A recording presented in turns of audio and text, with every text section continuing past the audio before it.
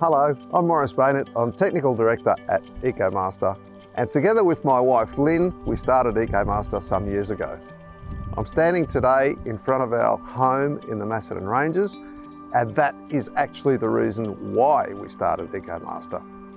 When we first moved in here, we discovered that it was a freezing cold home.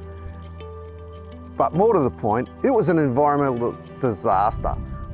We were emitting more than twice the national average for a home simply from our living room. And that was a motivating factor for us to start making some changes.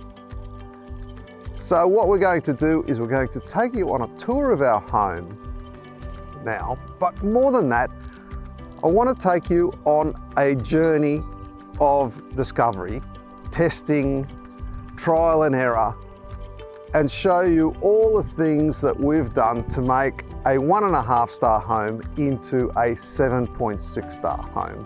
And I very much hope that you can take something away from that you can implement on your own home. So without further ado, let's get started.